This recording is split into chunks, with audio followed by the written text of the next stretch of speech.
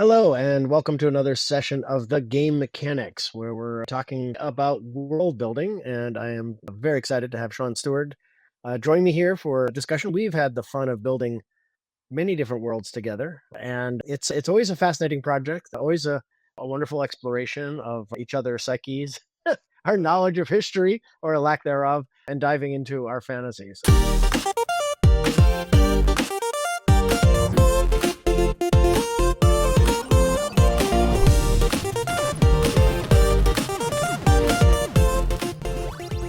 I have a deck, unlike most of our classes or sessions. I don't know if they're really classes. Most of our discussions about game building and game mechanics. I actually have a deck that I use for this one with some of my classes and talks, which I'm going to use as an organizing principle for our discussion today. But before we do, Sean, why don't you say good morning, good afternoon, good evening, all the ships at sea. I don't know. Yeah, it's great to be back once again. I have my my can of oil and my rag, and I'm ready to be a game mechanic. Let's see, we'll bring the deck up and we'll just start walking through it. And God knows where the conversation will go, but we'll have fun trying it. First thing I want to dive into is, that world building for linear entertainment, books, films, television is very different than building for any kind of medium where the creator has complete directorial control. You can get away without having to know everything about your world because you're only going to show your audience the very specific parts of the world you want to show. The example I've used for this in class a lot is you can have a street scene where your character runs down the street and goes into door 4, and you don't care what's behind doors 1, 2, and 3 because they never get opened, right? In an interactive game, you'll have to set a whole bunch of expectations why they can't go into doors 1, 2, or 3, or you're going to have to let them go, in which case you need to know what's there. So you have to build in much more depth for linear build for interactive worlds. And you've built on both sides of this, right? You've built rich worlds for your novels and for the games that we've built and the games you've built by yourself. Any thoughts on that? No, I mean you're right that there's such a difference between whether you can hide a bad guy behind the camera or not. In interactive, because you cannot control exactly what that person looks at. You mentioned both sides of it. One, you've got to build more stuff or know what more stuff is. And the other is you have to artfully set expectations if they can't go somewhere. And Right. there's a reason. And people will accept that. But if there's only one set of things they can do, they will feel a little cheated. So you don't want to write that check too many times. Yeah.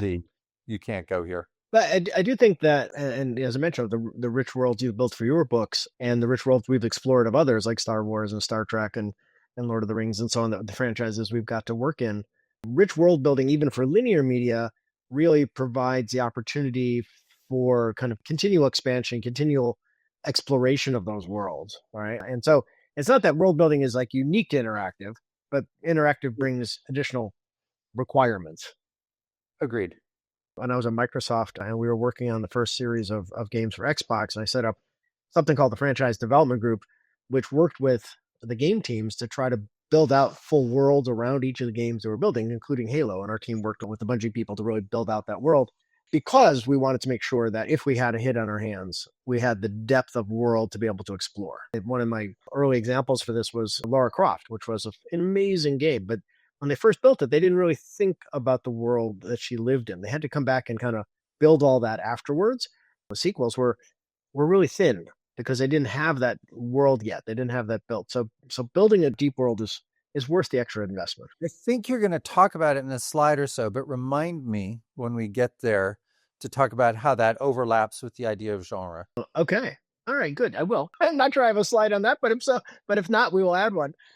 All right, then the next thing I was going to say is that worlds should be built for a specific reason. You're building a world not just to build a world, but to support the game that you want to put into the world. And for me, I view that as you want to support what I call a core fantasy. And this is a small sample of the kinds of four core fantasies. So to me, a core fantasy is something we pretended we were when we were kids, right? When you were running around the backyard or the playground or playing with dolls or Legos or what was in your head at that time, to me are kind of fantasies that live within us all the way through adulthood. That's really interesting. I agree, but I probably feel it slightly differently in that I like, and this begins to touch on this, the notion of genre. When you say I'm have a core fantasy of being a detective, I think that you are a more active participant in your imaginary worlds. I often am sort of there for the vibes. So you want to be a detective, I want to be in a noir world. Take the little distinction, it's going to net out to the same place in the end. But I just want to add, for where you have vampire, I'm going to think gothic, sinister, a little sexy, mysterious. There are all these kinds of emotion words. Not only what am I going to do, but the palette of emotions I want the player to feel is the coloring I would add to this core fantasy. It's not only what I'm doing, but it's how I'm feeling when I'm in that world. Yeah, that's an excellent point. I mean, these are primarily from the what do you do standpoint, right? As opposed to what do you feel standpoint in terms of these archetypical fantasies. And to me, I think that's where the fun comes in, is mixing those with unexpected or unintuitive kind of insta, like taking a vampire and putting them in outer space, right? Or taking, and so you leave behind the traditional gothic, and you're going to have to create a whole new gothic of what that means to put that character into that environment. So, but I think to me, in both cases, I do think I view it as what's the essence, what's the emotional underlying thing of that fantasy, right? And then, because like, okay, to me, like pilot and pirate, right? And I'll get into the second. I think they have the same, much of the fantasy underneath that is actually the same, right? And so being able to understand the kind of emotional components of each of these fantasies, I think is important. And then finding a way to put a new twist on, a new spin on it, so that it feels as adults or as pseudo adults, we feel comfortable. We feel to to engage with a more sophisticated version of that fantasy. A couple of examples from my work, for instance, is like when I was building some of my game universes. Started with the core fantasy of knights in shining armor, right? This concept of you are the most powerful thing on the battlefield, but also it is something that has lineage. It's been passed down from family to family, right? From member to member. It is part of your tradition, and it comes with it not just being a powerful weapon, but also a standing standing in society and a obligation in society, right? Mixing that with the kind of gritty World War II aesthetic and the relationships that started to develop between man and machine between the First and the Second World War, where we started to give them personalities because our lives depended upon them, but they were still just machines, but we made them more than machines in our own minds, right? And in the way we talked about them and treated them. And then, just because if you can, not always a good thing, but add in more. For me, it was also really interesting to think about, and this is a lot of things a reaction to where you are, where the world is when you make something. This property was made in the 80s, when it was like every day was new technology taking us farther and farther up this technological curve. And I was like, well, be fun to do a story which was the opposite, which is what if we're in a world that's in a technological decline. And that's the Roman successor states after the heights of Rome was where we were, right? That we went from the heights of Rome to the dark ages of the Middle Ages, where you had a huge technological decline over the course of several hundred years. So when I mix all together, that's what Mech Warrior / BattleTech came, right? Was that the 30-foot, your armor is 30 foot tall. You are a noble. You have the obligations to society of being in that position. It is the mech that your grandfather piloted, if you're lucky, because the mechs made 300 years ago or 100 years ago are better than the ones that are being made today, if any being are made today. And you have that kind of relationship with it that a fighter pilot had with their plane. Another example which touched on just briefly before was this concept of the core fantasy behind a pilot and a pirate. And to me, there's a lot of similarity there, right? I mean, I think especially in the early days of aviation, this freedom from gravity, this ability to transverse huge amounts of the globe in short periods of time produced a freedom that was unlike anything mankind had previously. And I think pirates, right, were also driven by a quest for freedom from slavery, religious persecution, freedom from the norms of society and the laws of particular nations. And so when I merged those two together, that's how we ended up with Crimson Skies, which was aerial pirates. Okay, so that was a long soliloquy, and I'll let you dive in for some reaction, Sean. Yeah, well, I have a couple of things I want to say. Super interesting, as always. And I'll give you a little example of the translation that my writer brain does, and maybe another example of what I mean by genre. So you mentioned that one of the things that we both worked on was project touching on Halo. Yep. And so part of my job was to come up with a story to embed the experience we were making. And I didn't like, not to put too fine a point on it, I'd never played Halo, didn't know anything about it. So did some research, and a key moment for me was basically understanding two things. One, the guys making Halo were crazy.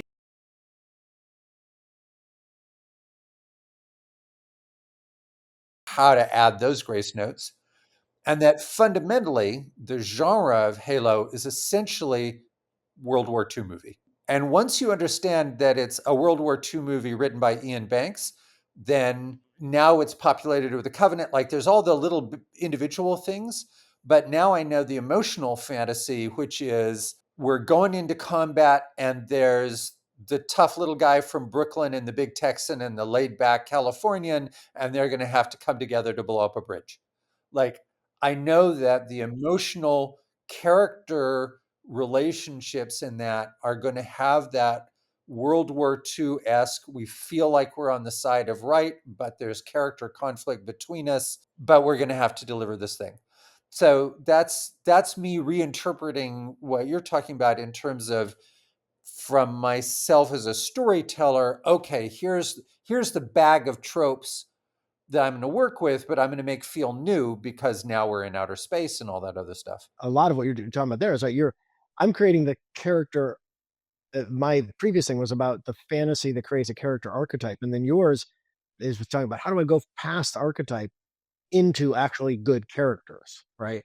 And understanding the interplay between them and more of who they are and where they come from and what drives them. Yeah, and I'm going to do one last thing on the previous slide and then fall back there because you're exactly right. When you go back to the Fall of Rome slide, which was the most sort of cerebral and possibly influential critic in science fiction over the last 20 or 30 years, is a guy named John Clute. And John Clute was a co-author of the Encyclopedia of Science Fiction, and they sold the Encyclopedia of Fantasy, and then they did nothing on it for years. And Clute said before he started the Encyclopedia of Fantasy, he needed to have a critical apparatus that could distinguish between Tolkien and Tolkien imitators. And until he found what was the difference that made the difference, he didn't feel like he could approach the genre as a whole.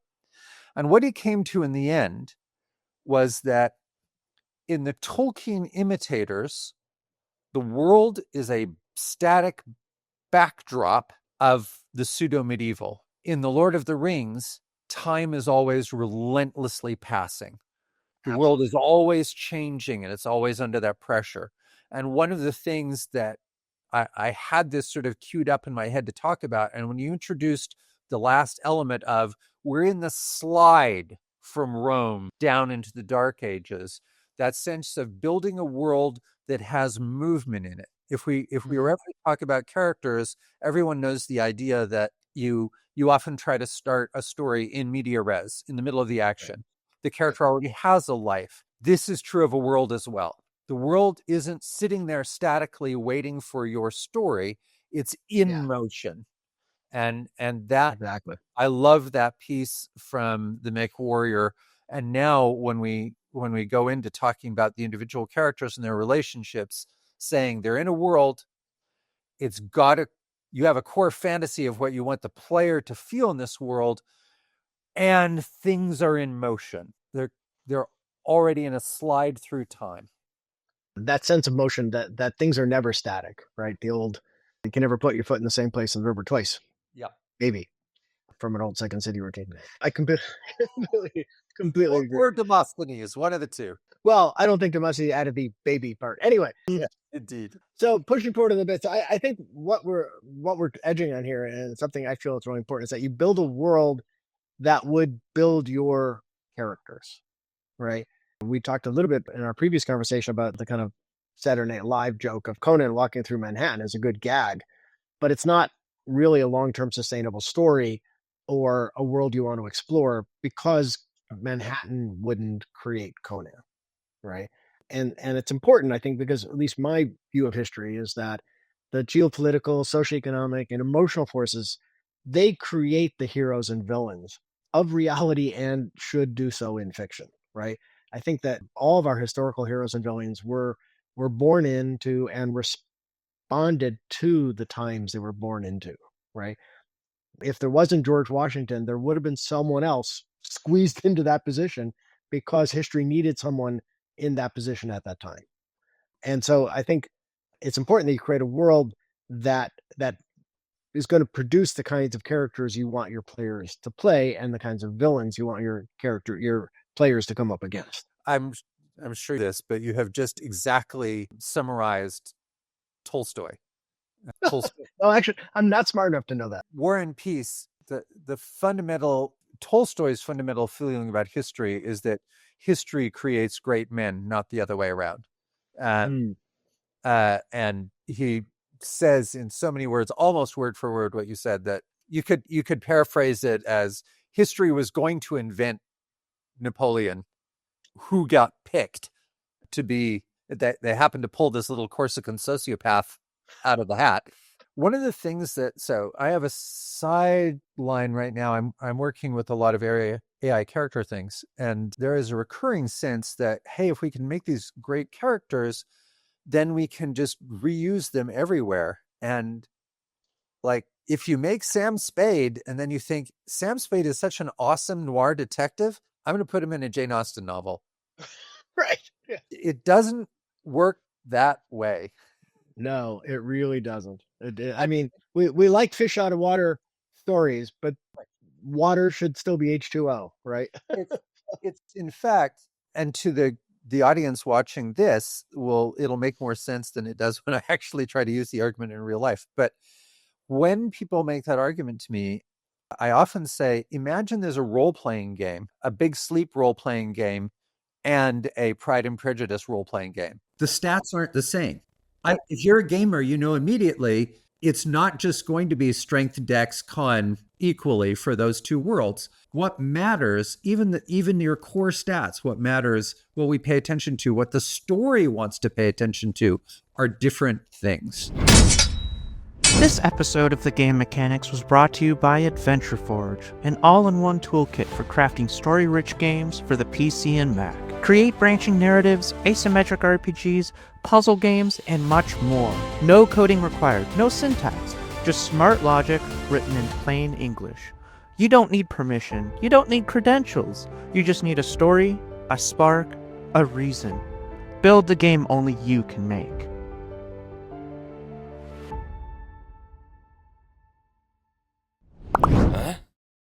All right, so I'm going to go back and use Crimson Sky as an example to talk about the world forces to create what you need. So the goal was aerial pirates, right? I decided that was my core fantasy. So how do I get there? Well, first, if they're going to be aerial pirates, then what they need to be pirating needs to be in the air. So I need to really dramatically increase the number of Zeppelins, and I need to start moving cargo and passengers via Zeppelins, making that the mainstay of how things moves around. Otherwise, you don't have anything for your aerial pirates to go pick on. So then you have to back up and go, well, where does piracy come from? All right. And why does piracy develop? Well, piracy really requires two things. It requires desperation and it requires a balkanized environment. By a balkanized environment, what I mean is really small different states and countries near each other so that you can go into someone else's territorial waters or airspace, pick on your target, and then flee back into a safer environment that's harder to pursue you in because you've crossed national borders. So in this case, all right, how do I end up providing that? Well, I need to take the United States and break it up so that we have this still set in North America, but it's no longer the United States. And so the United States is a complex country, and it has many different kind of cultural backgrounds and heritages in it. And there's been lots of interesting books written about those different groups and how differently they look at the world. And so it was fun to be able to go back and do this research 30 years ago and figure out kind of what would those groups break into and how do I get them there. So then I was like, oh, well, then how do I break up the United States? The answer to that was, again, to look at different forces of what was going on at the time. And there were two things that happened right in this period between the wars that put the country underneath a great deal of stress. One was, and as we just recently went through again, a global pandemic, right? What we now call the flu, and we still take shots for today, was the Spanish flu, and it killed an enormous percentage of people in the United States and around the world. Double-digit percentages of people died. And so that created this huge, what do you call it, kind of fear of going and meeting other people, because we knew it spread when you met people. So people really started to self-isolate, right? And of course, then we also had the stress of the prohibition, which was, if it hadn't passed on a national level, would have been enacted on a state-by-state level or by regions, which would have caused them to all of a sudden to set up borders between different states to try to prohibit alcohol moving between states. I'm from Texas, just which you are not. So we represent very different parts of the United States. And my grandfather, during the interwar years, was running moonshine between dry and wet counties. Well, and so what I did is just shift the pandemic a little bit to end up on an election year so that very few people go to the polls. So it doesn't take very many people to vote for breaking the United States up. And so that's just an example of starting from a goal of what you're trying to achieve and then working at all the pieces to create a world that would generate them, including your grandfather. Probably would have been an awesome air pirate. Yeah. To your earlier point, right, a world in motion is really important for, I think, interesting gameplay or interesting story play. It needs to have continuing conflict. That conflict doesn't necessarily need to be one resolved with guns or knives or swords. I mean, we brought up Jane Austen, which is a book rife with conflict, right? Social conflict, class conflict, economic conflict, all resolved with words and deeds, not with guns. Well, actually, you get to Ireland and it gets a little bit more with guns and fire. But the point is that there's a constant background of a world in change and people, some fighting for that change, some people fighting against that change, and how the characters respond to it. I'm just reading the bullet, the situation feed on itself in an organic and non-repetitive way. One of the things that makes me think about is Pride and Prejudice. To take the Austen example, one way to think of it is there's fundamentally a gradient, right? Different social classes have different amounts of money. Every woman is utterly dependent on her choice of marriage partner to supply it.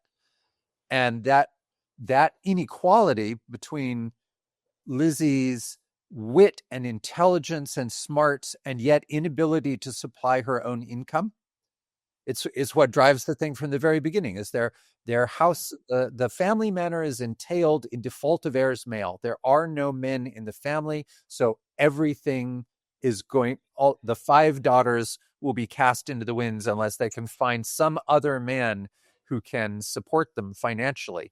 It's viewed as a romance, but that gradient is always there. And you can tell a lot of stories that aren't Pride and Prejudice or different solutions to the fact that there is this factor in society that is going to drive many different people to make very different solutions to this underlying problem. Loved what you were saying about Pride and Prejudice and viewing that through the lens of what the conflicts are. I think, as we said, and you started us right off with this in terms of the difference between Tolkien and many of the imitators, right? That it's a wheel that keeps moving, right? And part of the thing for me is what's driving it. Often I find that sometimes worlds are designed around issues which have solutions, right? And you don't really, you don't really want one that has a solution, because otherwise your audience just goes, well, I mean, we all know what the solution is, just get there. So you've got to think about what keeps driving it forward, and things like resources and liberties are really useful. but ultimately there's an endless well of petty human things, which I think you can rely on almost inexhaustibly. All right, I was going to show this old trailer for the PC game we did for Crimson Skies, and just an example of how to take everything we've been talking about and try to convey it in a relatively short and hopefully pithy way. From the nation of Hollywood to the Empire State, news film from around the world on your neighborhood screen today, delivered via high-speed airmail. This is Aerotone News. Airborne shipping, the new king of commerce. Across all 23 American nations, old-fashioned trains, ships, and trucks are no match for the modern Zeppelin. Shipments have never been faster. Mountains, forests, and rivers, no problem for these luxury liners of the sky. But with modern air shipping comes modern air pirates, the scourge of the skies. Not since the days of wooden ships and iron men have pirates so cursed the world. Hunting the skies between the Americas for loot and cargo, and even the occasional kidnapping. But such villainy is answered in force. Government militias and private security companies have responded, raising their own air forces to fight the criminals, to beat the devils at their own game. Score one for the good guys. The parade of aces. The hair-raising adventures of these heroes have captured the imagination of the world. New York ladies' man, loyal showstopper Crawford. Aviation security pioneer Aladdin Blake. Hollywood blonde shell Charlie Steele. Ex-pirate turned pirate hunter Easter Whitaker. The parade of infamy, the villains of the air. Double-crossing ex-Texas Air Ranger, the murderous Marshal Bill Redmond. From Wall Street raider to Zeppelin bandit, the vicious Jonathan Genghis Khan, the pirate with a secret purpose, the brilliant and mysterious Black Swan. Don't let her beauty fool you, boys. This one's too hot to handle. And the undertaker of the sky out of Skyhaven, cold-blooded newcomer Ulysses Booth. But the pirate's short life of fame, daring, and fortune always ends the same, in a twisted metal coffin. The battle rages on, but justice will prevail. The criminals of the air... What gives, boss? You, the world-famous Nathan Zachary, didn't even make it into this month's Parade of Infamy. Trust me, Jacko. With what I've got planned, we will. So the goal there was to kind of quickly set up the world, explain why things were in the air, why Zeppelins were required, and then go into the piracy component to it, establish kind of some of the characters that you can meet in the game, both the heroes and the villains, and then finally establish the player character, right?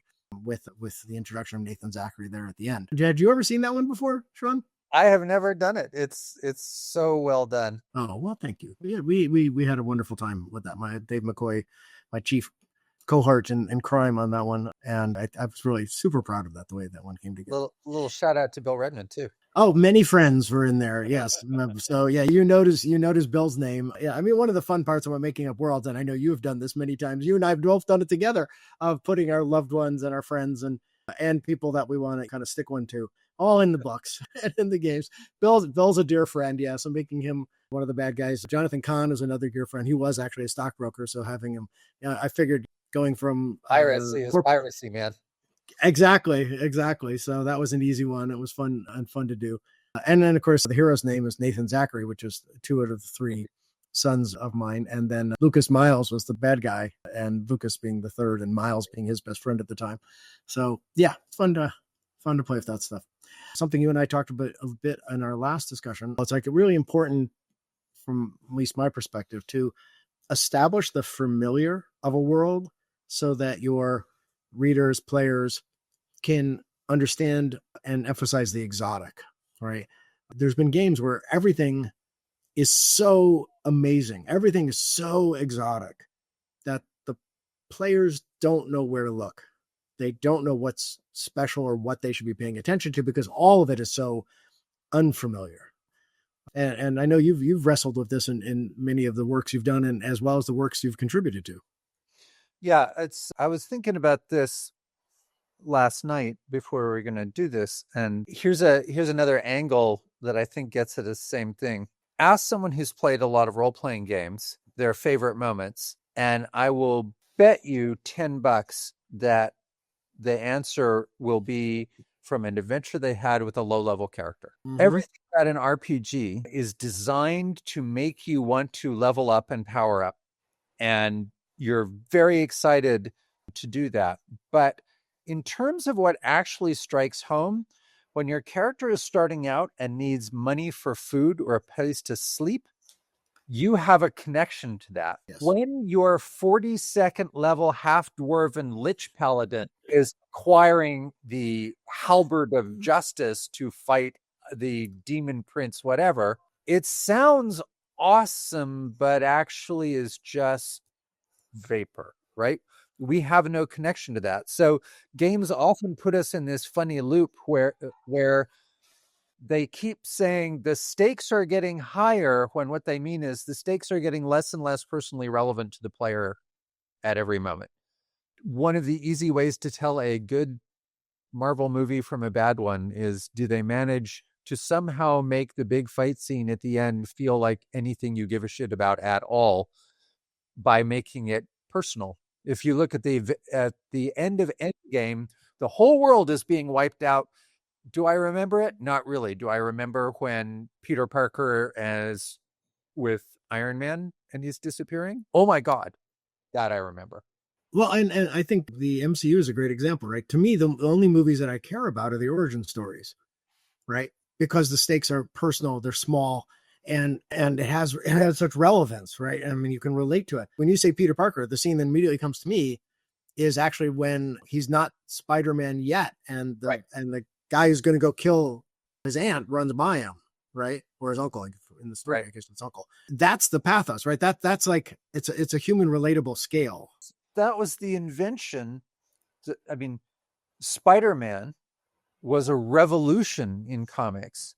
Last time we talked, you talked about the Cavalier and Clay, that Batman changed everything because it was a why, not a what. Mm-hmm. Well, Spider-Man was another moment that was an absolutely tectonic moment in comic books, because it was suddenly, what if it was a superhero but at scale? What if it was the reader who was a superhero, not an alien Kal-El or incredibly rich, a multimillionaire. What's the line from the film? Billionaire, playboy, genius, philanthropist. Like, that's cool, but that's not relatable in the way that Spider-Man is. Yeah, no, that's great. I hadn't really thought about that, but you're absolutely right. It took the actual reader and put them in those shoes, as opposed to everybody else where previously you were not in those shoes. You were, Peter Parker is a nerdy high school student who reads comics. Absolutely. Well, and this is very apropos. I mean, I remember in the Wayback Machine, early 70s, I actually saw Star Wars at a preview. So there was absolutely no information out about it. So I had no idea what I was walking into when I saw it. And it, to me, became a great example of exotic and familiar, right? So we started with incredibly exotic spaceships flying through space, shooting at each other. We go inside the spaceship. It's even more exotic. There's drones running around talking to each other. Not drones, droids running around talking to each other, right? And then even more exotic when this incredibly cool badass kind of comes on the screen, and it's like, oh my God, my mind is completely blown. I don't know what's going on anywhere. And then all of a sudden I'm getting told, you can go play with your friends when your chores are done. And I'm like, oh, I get it. Okay. It's like, you have to be able to find that position for the people to relate to. In this case, it wasn't technology. It wasn't the world. It was that humans and adolescents are the same, right? And I can ground in that. And from there, I could then explore this incredibly exotic world. The space fight, the sharing, they're going incredible there. And then the droids inside it, even more exotic, right? And then badass comes on screen, even more exotic. My mind is blown. I don't know how to relate to any of this. And then all of a sudden I'm getting told, go do your chores before you can go play with your friends, right? And drink your milk. And we don't know, no, you're not going off to that school. I mean, these are all super relatable teenage experiences in the midst of what was a mind-blowingly exotic environment. So it just created that emotional grounding for the audience, even though from a technological, from a world, all of those things were off the charts. But I could I could feel grounded and comfortable to explore that world, knowing that human relations were the same, and I could connect with that and relate to that as an audience member. This slide is also so neatly speaks to a long-running conversation between you and I. Outside of this context, I wrote a Star Wars novel. Yes. It's the only Star Wars novel with Yoda as a main character, but not the only main character. And I saw Star Wars when I was 11, I guess. So it was huge formative for me. And it's very much the process like you've sort of outlined. I wrote something down when I was 11 or 12, which I returned to when I was asked to write a Star Wars book 25 years later. And it was, I loved all this stuff you're talking about with Luke. And the thing I wanted to invert was I wanted to see a Star Wars story that started with, the Force is weak in this one. And it's a conversation that you and I have had going back and forth, because you're always like, could people have just a little more fun? And I'm like, but there's this other thing. So my Star Wars book is about the least talented Padawan in the Jedi Academy. But I would argue that, and it's part of our same conversation about Luke doing his chores and situating Peter Parker's relatability, is to say, maybe not all of us can sustain the belief that we are born to be the hero of Ender's Game, although that is a great place to start when you're making a game. But sometimes we can also imagine, what if it was someone a little more like me? Mm-hmm. Yeah, and I think like games like Papers, Please are brilliant in that context, right? Such where all out. Yeah, because you are a hero, or you have the opportunity to be a hero in a completely non-superhero, non-hero way, but just through the actions of your daily life, right? The chances you take to try to support and help others in very small and subtle ways. Otherwise, you'll now be a martyr instead of a hero. Right. And so, yeah, I think that's a great example. And you're right. I think great gameplay and storytelling can come all the way across that spectrum, right? And so, yeah, very, very fun. All right, I'm going to push on here. Something you and I talk about all the time: steal liberally. I think I steal enormously from history, as I know you do as well. And both of us are inspired by history as starting points, whether we tell the stories set in those histories, or versions of those history, like Crimson Skies, or like Galveston for you, one of your great novels, or whether we take the situations that are presented in those histories and we move them into outer space or into totally different environments. But we try to keep the kind of core human interactions that took place, because they're so believable, because they actually were, right? And so it gives you great things to draft on. I would say that I think history is a great place to steal from, as you observe. It's also fair game, I think, and inevitable to steal from other works of fiction or other stories. So I just referenced Yoda, Dark Rendezvous, my Star Wars book, but the pitch for Yoda, Dark Rendezvous, when I was asked to supply one to Del Rey and Lucasfilm, was the Sith who came in from the cold. Said, I'm going to do a Le Carré story about two people who are each trying to get the other one to be a double agent. Brilliant. Yeah. Because I know that works, but I also know ain't nobody written the John Le Carré Star Wars novel. Now, it's going to have to be a little funner than a John Le Carré book. It's going to have all the Star Wars-ness. But as an engine, I will, God help me, I'm going to not use the Jane Austen example because ain't everybody coming here. But there are also engines you can take. So, for instance, Sherlock Holmes. I'm a writer, so I'm going to use writery things. But most people have probably heard the phrase "the eternal triangle." That you have a three-cornered love affair.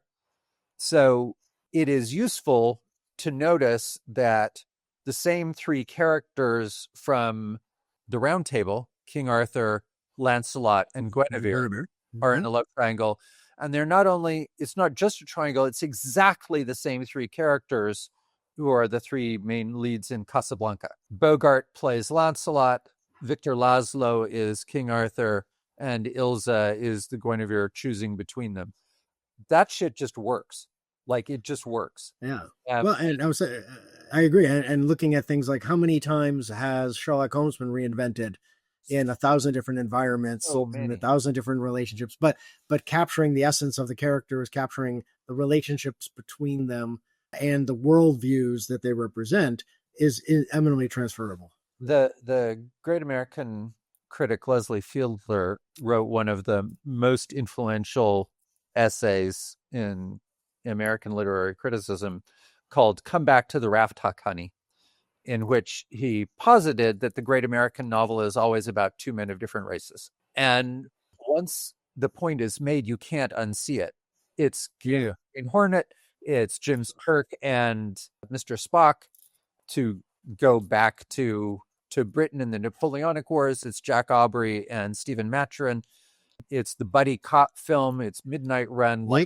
It's Weapon. As many times as you look, you'll keep finding it. And so it's not just Huckleberry Finn. It is a dynamic that will vary. Look, it's even Shanghai Noon with Jackie Chan. I mean, come on. 100. And of course, at this point, we can say that the two men of different races might, for instance, be a man and a woman.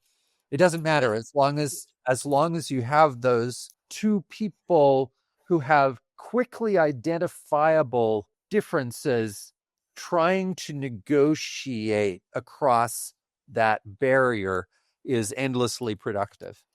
So, sorry, I took you a long way out of the way just to say that. Oh, no, that was, I love that. That was brilliant.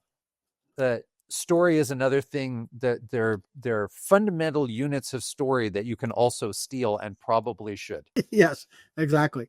And so this is just, again, using Crimson Skies, just all the stuff I stole from history, the inventions, the crazy aircraft, the Zeppelins, a lot of historical characters, and a lot of actual places.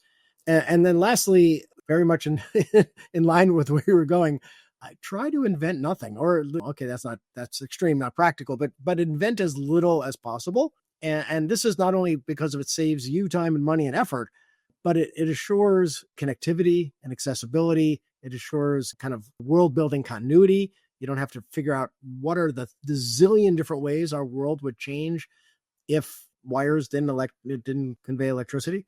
I mean, those kind of things are really hard to figure out and really easy to get tripped up on. And real science isn't that hard. You should use it as much as possible because, again, it just works, right? And especially in the world we live in now, right? We live in a world of the hive mind running 24/7, right? Back when we did our first ARGs, the hive mind was a theoretical construct. Now it is permanent reality. And so there is no such thing as pulling one over. People will dissect and immediately find all the flaws in anything you do.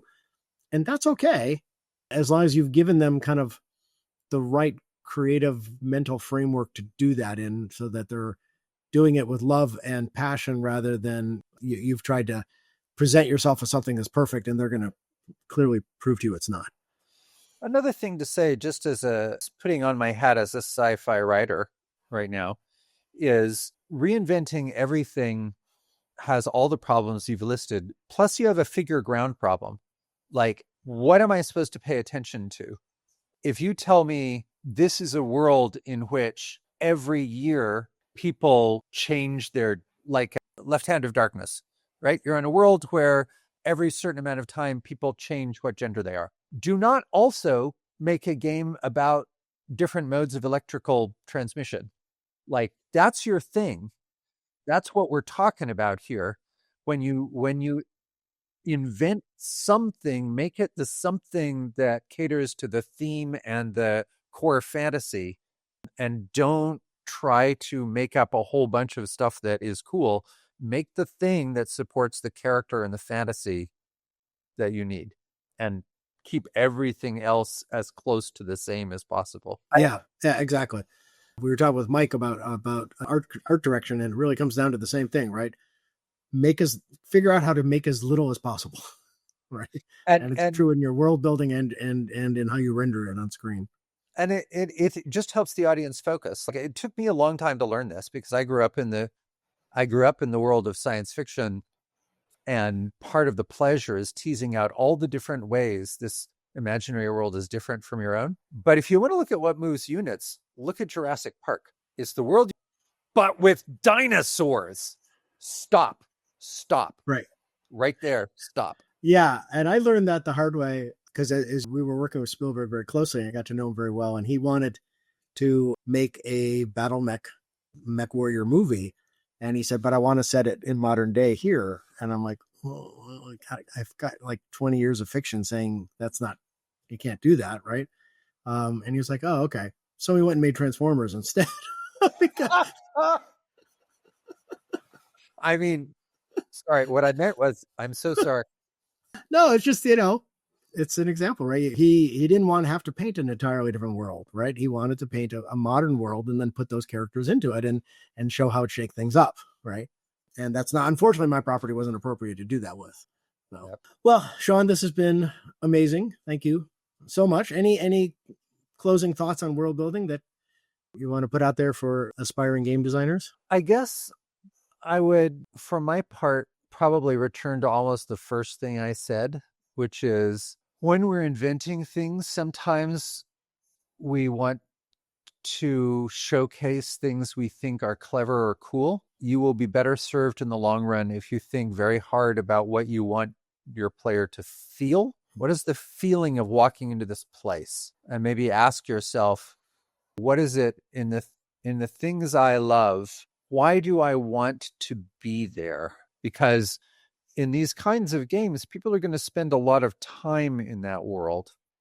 So it doesn't mean it all has to be comfortable. But for instance, dreary dystopian may not be a thing that people wish to experience for 20 hours. At any rate, there may be evidence against that, but indeed. But I would come back to thinking about what is the feeling you want them to have when they're in that world. And it doesn't always have to be the same. It doesn't have to be Numinous Sense of Wonder. I mean, Portal, like that madcap, almost Coen Brothers-esque, slightly mean, but it was a fun world to be in. Like if you can nail that, the feeling of what it's like to be in this place, that will begin to naturally suggest the characters, the environments, and the stories that go with that. Yeah. And I'll build on that for one last thought, which is that your world has to work at every scale, right? The kind of fun, unique, interesting place to be just can't be on the epic scale. It has to be able to work in the living room as well, right? Because so much of the game is intimate and so much of your storytelling is intimate. So like in everything we've been talking about in this series, it's really good to think small first, right? How can I build a small world and a small game? And then it can read onto a larger world and a larger game that can come later. So often things that I have this planetary model, a lot of fantasy and epic fantasy is like a gas giant. It's big and it's colorful, but you can't actually stand on it. It tends to very quickly, one of my writing model, something that always infuriates me in a TV show or a movie is when we get to the climax of the movie and it is resolved via special effect. Right. It's like, now we throw a lot of fancy words and colors and effects, and I just do not care. So I think starting the great poet Yeats has a beautiful line. It builds on a bunch of his poems, but it talks about basically trying to get ever higher and higher and climbing and getting to more and more abstract and amazing realms. And the poem finishes, I must go down to where all ladders start, in the foul rag and bone shop of the heart. And in the end, it's do your chores. It's get money to eat. It's why doesn't that girl like me? It's those things that work. Yeah. Here. Well, those are beautiful words to end on. Thank you so much again for a wonderful session and for 25 years of friendship and co-working, and hope many more to come. Back at you, and thanks so much for having me on this as on so many other adventures. All right. Thank you so much.